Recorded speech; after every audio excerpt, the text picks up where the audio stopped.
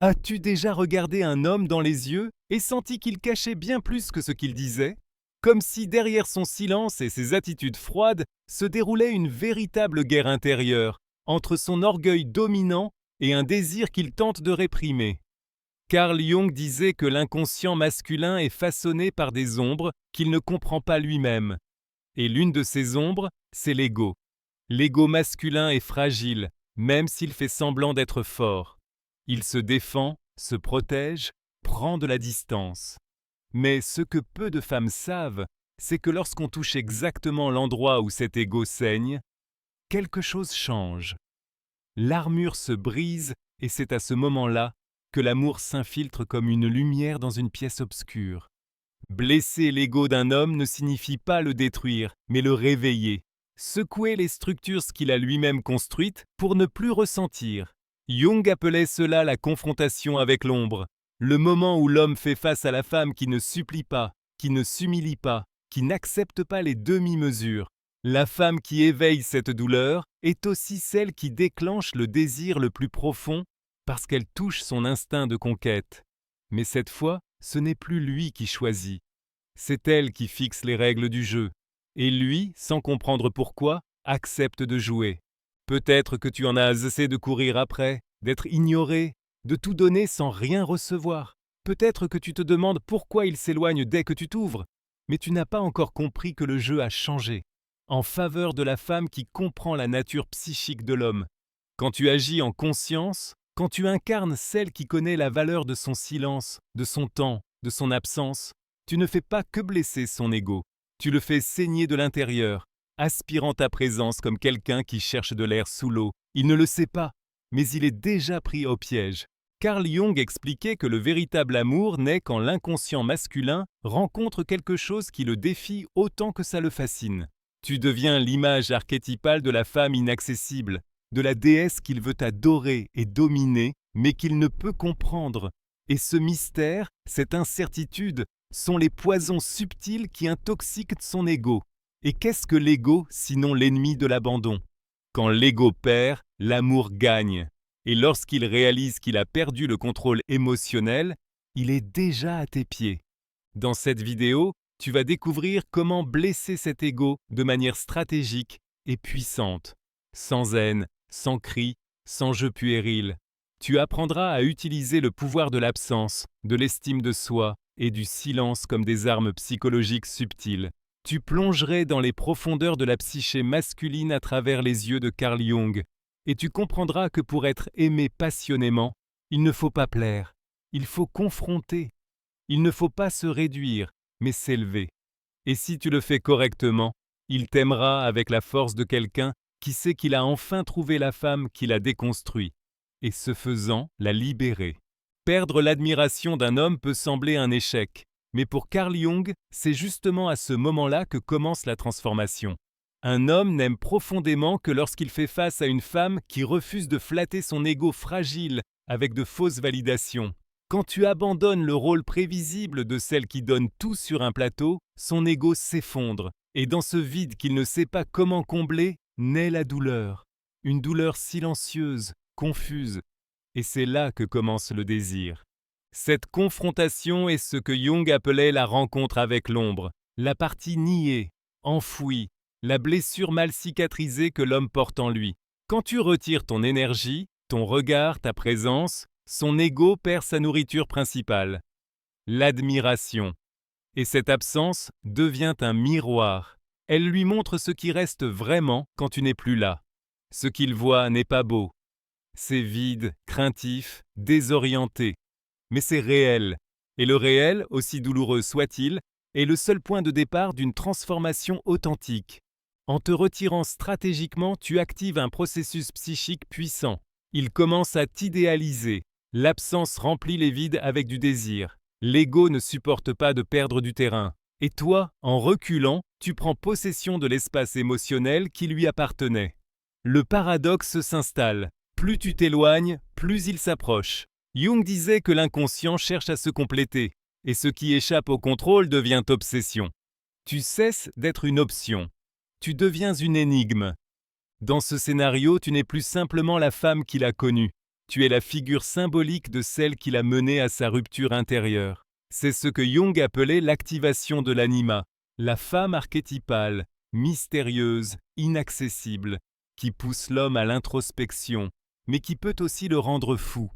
Il ne peut pas t'oublier, car tu n'étais pas prévisible. Tu n'étais pas simple. Tu as été pour lui le miroir, l'abîme et le ciel, tout à la fois, et son ego tente encore de comprendre comment il a pu te perdre. C'est précisément pour cela que, lorsque l'on blesse l'ego avec sagesse, naît un amour qui ne repose plus sur le contrôle, mais sur l'abandon. L'homme se rend compte qu'il ne détient plus le pouvoir sur le récit. Il est émotionnellement touché, impliqué, vulnérable. Et plus il tente de résister, plus il se perd. Car l'amour qui naît après la chute de l'ego est un amour qui ne s'efface pas avec le temps. Il se renforce. Il ne t'aime pas malgré la douleur. Il t'aime à cause d'elle. L'ego masculin est façonné pour vaincre, conquérir, dominer.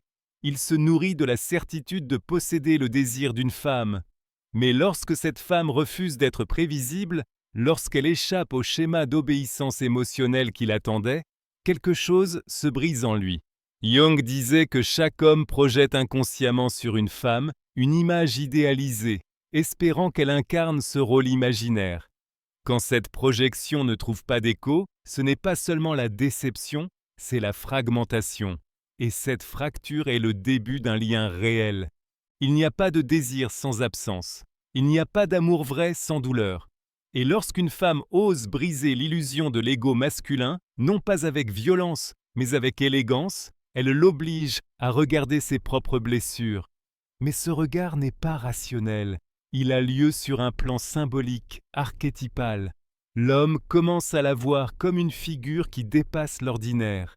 Elle devient un mystère, une blessure ouverte qui saigne lentement, mais qu'il refuse de refermer. Car au fond, il ne veut pas guérir, il veut ressentir, il veut revenir. L'arme la plus puissante d'une femme dans ce processus, c'est le silence. Pas le silence soumis, passif, le silence chargé de puissance. Jung nous a enseigné que l'inconscient s'exprime davantage à travers des symboles que des mots. Et le silence est un symbole brutal.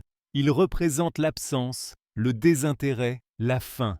Mais il incarne aussi la liberté. Lorsque tu te tais, il entend ses propres pensées. Et ses pensées sont cruelles. Elles lui disent qu'il n'a pas été assez, qu'il t'a perdu, qu'il ne t'a peut-être jamais vraiment connu. Et dans cette confrontation intérieure, il commence à te désirer avec la force de celui qui a perdu ce qu'il croyait acquis. Plus tu te retires, plus il avance, mais pas avec orgueil, avec peur. La peur est le moteur du désir lorsque l'ego est blessé. Peur d'être remplacé, peur de ne pas être regretté, peur de ne pas avoir laissé de traces. Et cette peur le consume. Jung appelait cela le retour vers le centre du soi, ce moment où l'individu, confronté à la douleur, est forcé de retrouver son essence. Et si tu as été le déclencheur de ce retour, il ne pourra jamais se détacher de ton image. Tu deviens son point de rupture, et tout ce qui vient après a le goût amer de la comparaison. À ce stade, il ne cherche plus seulement à te reconquérir, il cherche à retrouver sa valeur à travers ton regard. Il veut redevenir digne de ton attention. Mais il est trop tard pour la vanité. L'ego est brisé. Ce qui parle maintenant, c'est l'instinct. L'instinct de posséder, de prouver, d'appartenir. Et plus il tente de se relever, plus il comprend que la femme qu'il désire n'est plus celle qu'il a connue. Elle a évolué. Elle est devenue conscience. Elle a quitté le monde de la projection pour entrer dans la réalité. Et lui, malgré ses efforts, est déjà trop amoureux pour reculer. Il existe un moment inévitable dans ce parcours où l'homme, même s'il ne l'admet pas, commence à se demander s'il t'a perdu pour toujours. Il ne comprend pas comment cette femme, autrefois pleine de questions, attentionnée, offerte, peut aujourd'hui ne plus réagir. Carl Jung dirait que cela marque la rupture de la projection. Il ne te voit plus comme une extension de son ego, mais comme quelque chose d'extérieur, d'inaccessible, d'indomptable. Et c'est là que l'amour se transforme en obsession. Car tout ce qui échappe au contrôle de l'ego devient, dans l'inconscient, une fascination. Il commence à revivre les souvenirs, des détails, Des scènes insignifiantes, autrefois négligées, prennent maintenant un poids émotionnel immense. Le sourire ignoré, le message laissé sans réponse, la présence sous-estimée. Maintenant, chacun de tes gestes du passé devient un symbole. Jung affirmait que l'inconscient bâtit des ponts à travers les émotions refoulées. Et ces ponts le ramènent à toi. Tu deviens une présence psychique. Même loin, tu es en lui. Et cela, pour un homme habitué à tout contrôler, est dévastateur. À ce stade, le désir n'est plus physique, il est psychologique. Il ne veut plus seulement te toucher. Il veut être validé, être vu à nouveau par les yeux qui un jour l'ont admiré. Mais toi, tu n'es plus au même endroit. Son ego blessé tente de reconstruire le récit, d'inventer des excuses, de recréer une connexion. Mais une femme qui connaît sa propre valeur ne revient jamais par manque. Elle revient si elle en a envie. Et cela le détruit, car l'ego ne sait pas gérer la liberté féminine. L'ego veut de la sécurité, de la routine, du contrôle. Et toi, tu représentes exactement l'opposé, le choix. Carl Jung disait que lorsque la femme éveille sa nature la plus profonde, elle devient un catalyseur de l'évolution de l'homme. Mais cela n'est possible que lorsqu'elle cesse d'essayer de le sauver, qu'elle le laisse affronter sa propre douleur, qu'elle refuse de porter le poids de sa responsabilité émotionnelle. Et ce faisant, elle l'oblige à évoluer ou à se perdre complètement.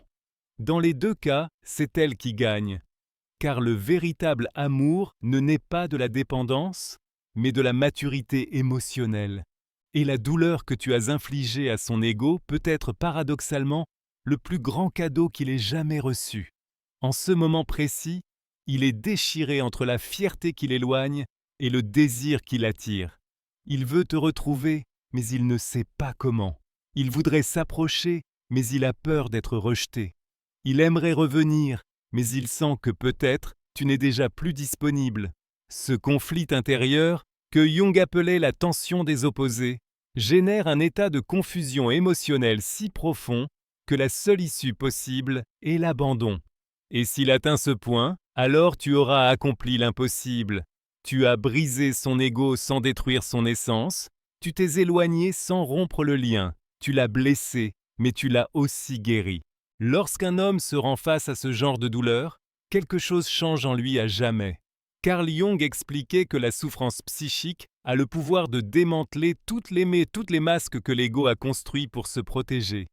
Et dans ce processus, l'homme commence à voir la femme non plus comme une conquête, mais comme un miroir qui lui reflète tout ce qu'il a tenté de fuir. Il ressent de la colère, de la confusion, de la nostalgie, mais surtout, il ressent un besoin, pas un besoin de possession à tout prix, mais le besoin de retrouver ce qu'il a perdu en lui-même quand tu es parti. C'est à ce moment-là que l'ego masculin entre en crise. Et toute crise, selon Jung, est une opportunité de renaissance intérieure. Ce que tu as fait en brisant la dynamique de dépendance émotionnelle, c'est créer un espace pour qu'il entre en contact avec sa propre vulnérabilité. Et ce contact est transformateur. Sa douleur ne vient pas seulement de ton absence, mais de la honte d'avoir négligé ta présence. Il revit chaque détail comme s'il pouvait réécrire le passé, mais tout ce qu'il entend, c'est l'écho de son propre vide. Ce qu'il y a de plus frappant, c'est qu'à travers les yeux de l'inconscient, tu es devenu le symbole de ce qu'il désire le plus et de ce qu'il craint le plus. Tu n'es plus simplement une femme. Tu es l'incarnation vivante de ce que Jung appelait l'anima élevé, cette force féminine sacrée qui pousse l'homme à se connecter à son âme. Et cela le consume, car il comprend que te perdre n'a pas été une simple erreur. Ce fut une sorte de mort, la mort de l'illusion que tu serais toujours là, la mort de la croyance qu'il pouvait contrôler tes sentiments, la mort d'un ego qui se croyait intouchable. Et pendant ce temps, toi, tu restes ferme. Et c'est précisément cette fermeté qui change son regard sur toi. Il n'y a plus d'arrogance, il y a de la révérence. Une femme qui se retire du besoin de mendier de l'affection devient inaccessible, non par orgueil, mais par connaissance de soi. Et c'est justement cela que l'ego masculin ne sait pas gérer. Une femme qui se suffit à elle-même, Jung disait qu'une âme qui a trouvé un sens en elle-même ne se prosterne devant aucun vide extérieur. Tu as cessé d'être dépendante, tu es devenue un centre. Et cela pour lui est à la fois insupportable et irrésistible. En cet instant, il commence à reconstruire son identité à partir de ce qu'il a perdu. Et paradoxalement, cela le rapproche encore plus de toi, car désormais, il ne veut plus seulement aimer, il veut être digne d'aimer. Son ego déjà fissuré commence à laisser place à un sentiment véritable, un sentiment qui ne naît plus de la peur de te perdre, mais du désir sincère de te retrouver. Vraiment, non pas comme l'ego t'avait imaginé, mais comme tu es réellement. Tu as planté en lui le doute qui a ébranlé sa sécurité émotionnelle. Et ce doute est devenu un portail vers quelque chose qu'il n'avait jamais connu, la profondeur. Quand l'homme reconnaît enfin qu'il a perdu la femme qui l'a confronté de manière silencieuse mais dévastatrice, il commence un chemin que Jung appelait l'individuation.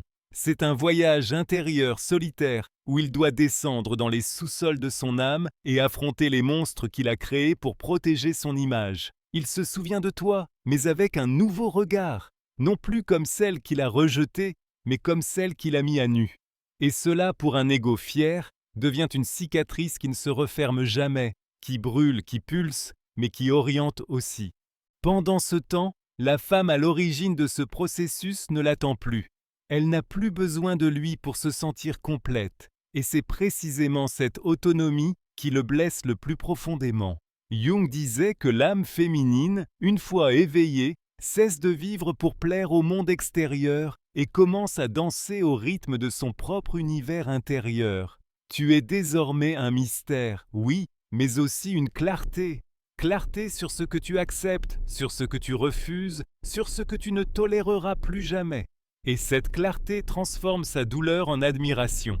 L'absence devient respect, et le désir est désormais teinté de culpabilité, de nostalgie et d'abandon.